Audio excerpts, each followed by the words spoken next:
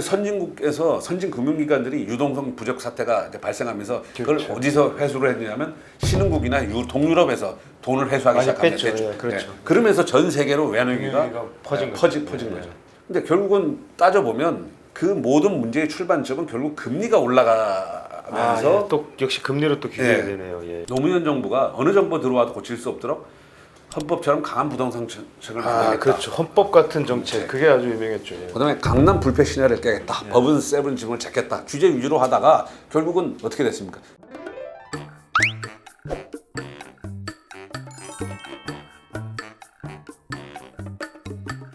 자, 이제 저희가 지난번에는 이제 일본 버블 붕괴의 실체, 원인, 그리고 그게 이제 한국 시장과 어떻게 좀 연관을 지어서 생각해 볼 수 있을지 그걸 한번 제가 좀 짚어봤었는데 반응이 뜨거웠습니다.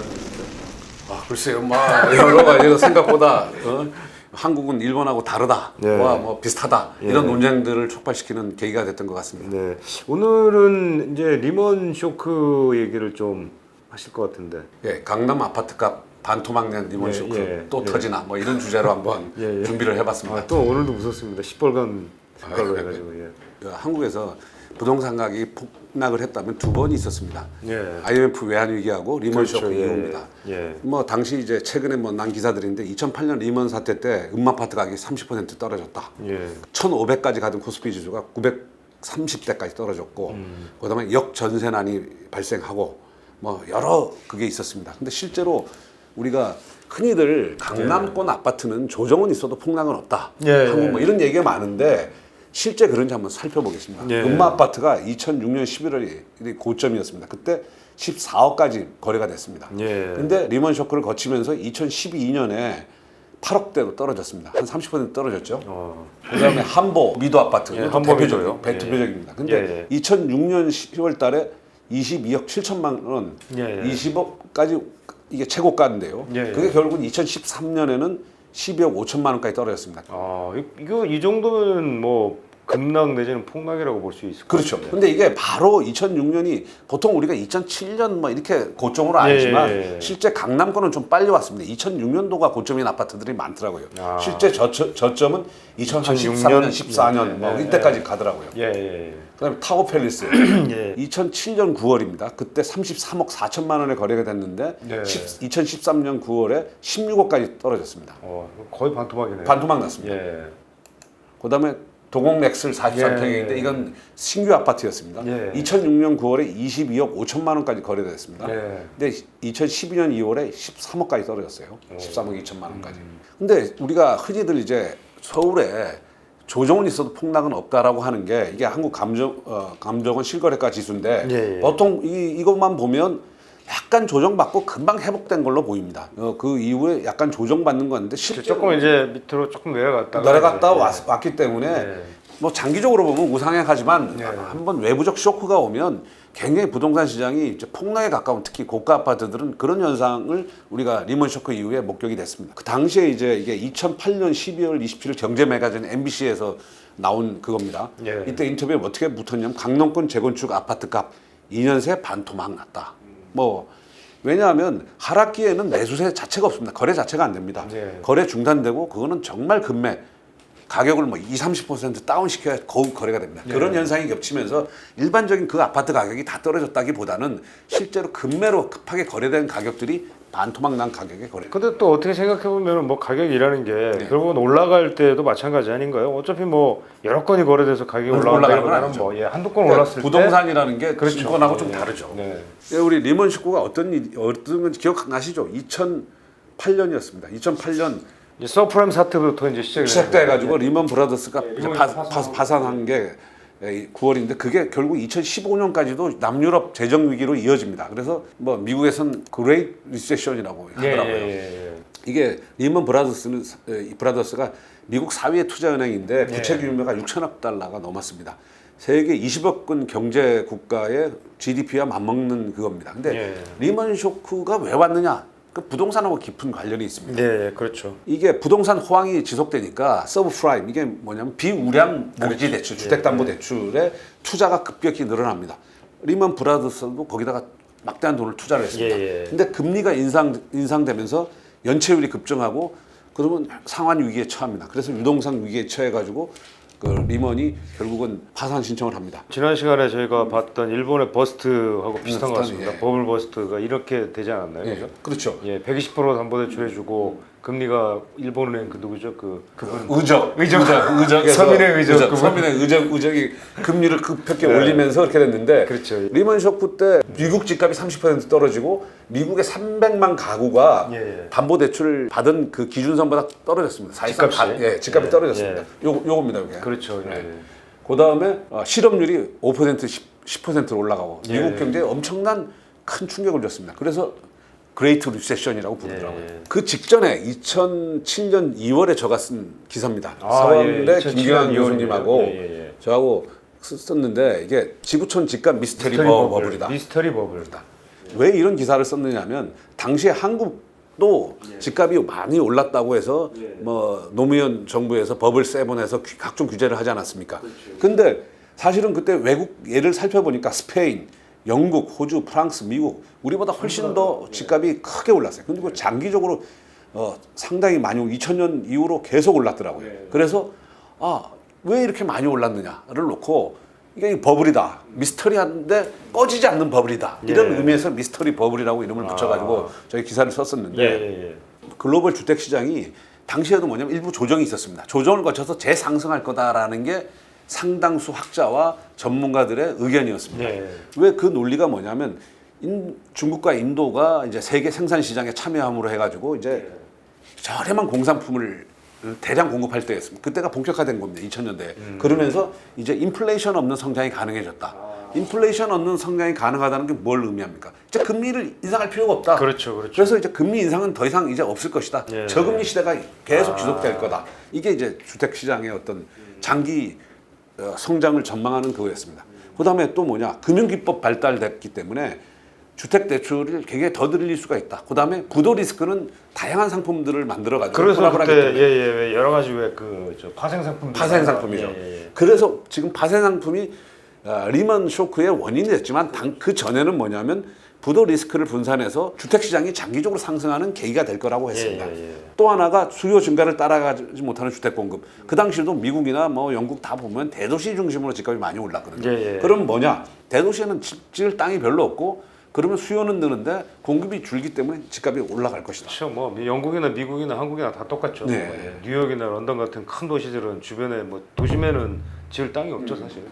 그때 보면 2007년이지만 페니메의 보셸 박사 주택가격 지수가 3% 하락할 거다라는 말이 있었지만 다른 데서는 훨씬 더 상승률도 올라갈 게 많았습니다. 뭐 네이션 와이드 이게 영국의 주택협회 비슷한 건데요. 영국 전국 평균치는 7%, 런던은 10% 상승할 것이다. 근데 사실은 2007년 들어와서 이미 서브프라임의 그 부실이 본격화되기 시작했습니다. 우리가 서브프라임이라는 게 여기 보시면 아시겠지만 우리가 프라임 가장 우량한 모기지 대출, R2A는 그 다음 순위 제일 낮은 게 서브프라임입니다. 당시 이제 서브프라임이라는 게 이제 이게 2000년도에 IT 버블이 붕괴하면서 그 경기 부양을 위해서 미국도 기준금리를 1%까지 낮춥니다. 그렇죠. 그러니까 일본이 엔고 불황을 막기 위해서 금리를 플라자 합의 이후에 그걸 막기 위해서 금리를 급격히 낮추는 거하고 비슷한 겁니다. 하니까 돈이 자산 시장으로 몰려갑니다. 이때 대표적인 게 부동산으로 돈이 몰려가면서 그렇죠. 근데 미국에서도 이제 자가 소유 정책을 펴니다. 그러면서 이제 좀 약간 신용과 2006년이면은 그렇죠. 그 당시에 저도 기억에 미국의 자가 촉진 정책 그게 많이 있었죠. 근데 결국은 그때 미국 연방 기준금리가 거의 뭐 1%대까지 떨어졌던 기준금리가 이게 그겁니다. 끊임없이 내리지 않고 2005년부터는 이미 상승세로 돌아섭니다. 그러면서 뭐냐면 이제 비우량 모기지 서브프라임부터 문제가 생기기 시작한 겁니다. 자, 결국은 이게 아까 말씀하신 CDS, 비우량 모기지와 우량 모기지를 혼합해서 파생 상품을 만듭니다. 생각해보면 비우량 모기지에서 약간 문제가 생기더라도 우량 모기지가 있으니까 별 문제가 안 생길 거다. 그래서 그 CDS라는 게 한 5%, 뭐 6%까지 막 이자가 나오니까 거래 규모가 세계적으로 엄청 커졌습니다. 근데 금리가 오르면서 결국은 이 CDS도 문제가 생기기 시작합니다. 그래서 선진국에서 선진 금융기관들이 유동성 부족 사태가 이제 발생하면서 그걸 어디서 회수를 했냐면 신흥국이나 동유럽에서 돈을 회수하기 시작합니다. 그렇죠. 그러면서 전 세계로 외환위기가 퍼진 거죠.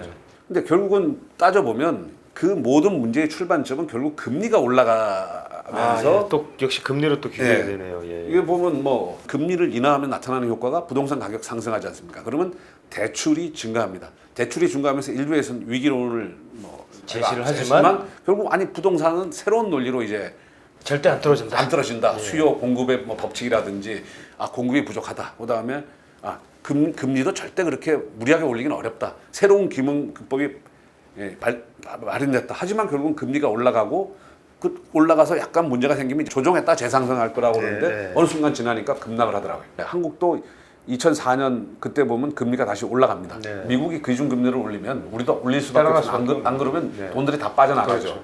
결국 저희도 마찬가지지만 닷컴 버블이 2000년 초반에 붕괴하면서 금리 인하 경쟁 저희도 마찬가지였습니다. 미국이 금리를 내렸고 우리도 금리를 내렸습니다. 그 부동산 가격 급등하고 결국은 금리가 올리기 시작합니다. 근데 우리가 부동산과 주가는 좀 차이가 나더라고요. 이때 리먼 쇼크가 터졌을 때 주가가 급격히 빠졌지만 급격히 또 회복이 됐습니다. 근데 부동산은 이게 장기적으로 침체가 됐습니다. 미국도 그렇고 우리도 그렇고 뭐 한 4, 5년, 5, 6년 정도 그렇죠. 침체가 됐습니다. 2013년 이때까지는 계속 침체기였죠. 그렇죠. 그러니까 역시 주식이 빨리 반응하고 또 회복도 빠른데 부동산은 뒤늦게 반응했다가 좀 길게 가는 것 같아요. 아무래도 뭐 좀 부동산은 좀 무거우니까. 근데 이때 보면 우리가 리먼 쇼크 이후에 집값이 이제 하락했는데 그때 보면 이 폭락론자들이 입주 물량과 집값 상관관계 크지 않다라고 주장하지 않습니까? 폭락론자들은 그렇게 주장하고 시장 논자들은 지금 이렇게 보면 입주 물량이 작아가지고 집값이 오른다고 그러는데 이 당시에 보면 2010년서부터 2014년 우리 일종의 침체기 때 입주 물량이 굉장히 줄어들었습니다. 그다음에 경기도도 마찬가지였습니다. 그리고 상대적으로 입주 물량이 늘어나는 2016년부터 2019년 사이에는 오히려 집값이 폭등했습니다. 이게 약간 시장 농자와 폭락 농자들의 어떤 차이라고나 할까요? 자, 그때 지나면서 2000년대가 이제 침체가 좀 장기화되니까 한 3, 4년 갔지 않습니까? 그러면서 이건 한국경제가 그때 기사를 쓴 건데 2010년대 집값 잡은 1등 공신이 MB인가 리먼 쇼크인가 뭐 이런 기사도 나왔습니다. 그러니까 그 당시에 왜 이렇게 됐냐면 저는 리먼 쇼크도 영향이 있었다고 봅니다. 리먼 쇼크가 남유럽 재정 위기가 2014년까지 지속이 됐기 때문에 그 영향을 우리가 심리적으로 영향을 받은 것 같습니다. 그렇죠. 그리고 왜 MB 정부가 집값을 떨어뜨리냐라는 거에 MB 정부의 대표적인 주택 정책이 보금자리 주택 정책 기억나시죠? 네, 기억납니다. 2009년부터 2018년까지 총 10년간 150만 채의 공공주택을 공급하겠다. 분양 연 7만, 임대 8만 원 공급하겠다. 그린벨트를 해제해서 활용하겠다. 그래서 실제로 2009년부터 2012년 말까지 4년간 약 54만 가구가 사업 시행 인가가 났습니다. 박근혜 정부 들어가지고 이게 너무 부동산 경기가 안 좋으니까 이 보금자리 주택 정책을 수정을 했죠. 그 전부터 사실 업계에서 굉장히 요구가 많았죠. 보금자리 주택 때문에 이게 뭐 분양이 안 된다고 해서 미분양이 늘어나고 막 그랬었죠. 리먼 쇼크와 관련해서 또 하나 이제 쟁점이 되는 게 미국, 유럽은 금융위기가 발생했습니다. 부동산 가격이 떨어지면서. 근데 한국은 발생 안 했지 않습니까? 비교적 부동산 경기는 침체를 했지만 금융 시스템 자체가 무너지거나 그러진 않았죠. 그럼 왜 그런 거에 대해서 여러 논쟁이 있지만 그럼 노무현 정부의 어떤 규제 정책, 그러니까 미국 같은 경우는 거의 100% 담보 대출을 해줬지 않습니까? 아까 이게 서브프라임 같은 게. 근데 우리는 당시에도 노무현 정부에서 그때 LTV, DTI 도입하면서 그렇죠. LTV가 한 47%, 미국이 평균이 74.9%, 영국이 85.2%였습니다. 그러니까 여기가 낮네요, 우리가. 그렇죠. 미국 거기다 전세 제도까지 있어가지고 정부가 규제를 한 데가 전세가 있어서 은행에서 대출을 100% 안 해주지 않습니까? 미국 같은 경우는 한 30% 빠져버리면 일종의 담보 가치를 상실해 버립니다. 그러면 다시 회수 들어가고 이러면서 연쇄 부도의 리스크가 크지 않습니까? 근데 우리는 설령 50% 빠진다고 손 치더라도 담보 가치 이상의 가치를 유지를 합니다. 또 하나가 보면 미국 같은 경우에 이제 집값이 그때 폭락했던 이유 중에 하나가 2000년도에 한 150만 가구 했는데 2005년 집값이 뛰니까 연간 200만 가구까지 늘어났습니다. 스페인도 집값이 폭락한 나라인데 이게 20만 가구 정도 공급하다가 집값이 폭등하면서 80만 가구가 공급이 됐어요. 그러다 보니까 일종의 공급 폭탄에 의해서 그렇죠. 지난번에 저희가 일본 얘기했을 때 똑같은 상황이었죠. 공급 폭탄이 금리도 문제지만 공급 폭탄도 문제라고 했습니다. 그런데 한국은 2002년에 연간 66만 가구가 공급이 됐는데 2004년에 46만 가구. 오히려 집값은 폭등하는데 공급이 줄었어요. 그러네요. 수도권은 37만 가구에 20만 가구로 줄었어요. 그러니까 공급 규제입니다. 공급을 늘리면 집값이 떨어지는데 노무현 정부에서 어떻게 생각했냐면 공급을 늘리면 집값이 오히려 올라갈 이른바 투기꾼 가수요가 생긴다. 예. 투기꾼 책임론에 근거해가지고 어떻게 보면 그 한국의 집값을 유지하는데 역설이지만 버블 세븐을 거꾸로 큰 역할을 했다고 볼 수 있겠습니다. 그리고 이게 우리 흔히 이명박 정부에서 주택이 대량 공급이 이루어졌다라고 하는데 그 전에 뭐냐면 노무현 정부가 어느 정부 들어와도 고칠 수 없도록 헌법처럼 강한 부동산 정책을 만들겠다. 그렇죠. 헌법 같은 정책. 그게 아주 유명했죠. 그다음에 강남 불패 신화를 깨겠다. 법은 세븐 지붕을 잡겠다. 규제 위주로 하다가 결국은 어떻게 됐습니까? 규제 해봤자 집값이 안 잡히니까 결국은 신도시를 대거 공급합니다. 말기에 그렇죠. 가서. 그게 이제 이기 신도시죠. 이기 신도시죠. 이게 이기 신도시입니다. 이 중에서 물론 판교나 뭐 화산 동탄 1 같은 경우는 그 전 정부에서 김대중 정부 말기에 했던 거고 화산 동탄 2, 광교, 양주, 위례, 고덕 뭐 이런 부분들이 사실은 지금도 이제 공급이 되고 있거든요. 그러니까 그 당시에 그러니까 말기에 가서 했던 겁니다. 그러니까 MB 정부의 공급이 늘었다는 게 MB 정부 자체가 해서 늘린 것도 있지만 노무현 정부 말기에 공급 폭탄을 쏟아부은 것도 사실은 그 MB 정부의 집값 안정에 크게 기여했습니다. 흔히들 좌파 정권은 집값이 폭등하고 우파 정권 되면 집값 하락한다. 이게 이제 아마 그런 거기에 생겼는데 따지고 보면 이른바 노무현 정부에서 초기에 투기꾼 집값 급등론으로 각종 규제를 남발하지 않았습니까? 그러다 보니까 사실은 그때도 우리가 보면 집값이 올랐던 이유는 저금리 가동 과잉 유동성으로 온 걸 뒤늦게 알고 그렇다고 해서 금리를 올릴 수는 없는 거 아닙니까? 그렇죠. 그러면 이제 경제가 다른 부분에 힘들어진다. 너무 충격을 줄 수 있으니까 그래서 결국은 어떻게 하냐 공급을 늘리자. 그래서 결국 노무현 정부 말기에 가서는 신도시 공급 확대 정책을 폈습니다. 근데 알다시피 공급 대책을 발표해가지고 신도시 개발한다고 하면 그 주변에 집값 오르고 땅값 오르고 보상금이 풀립니다. 그러면 오히려 개발 기대감을 높여가지고 집값이 더 급등합니다. 그러면 결국 국민들의 불만들이 쏟아져가지고 정권이 교체가 됩니다.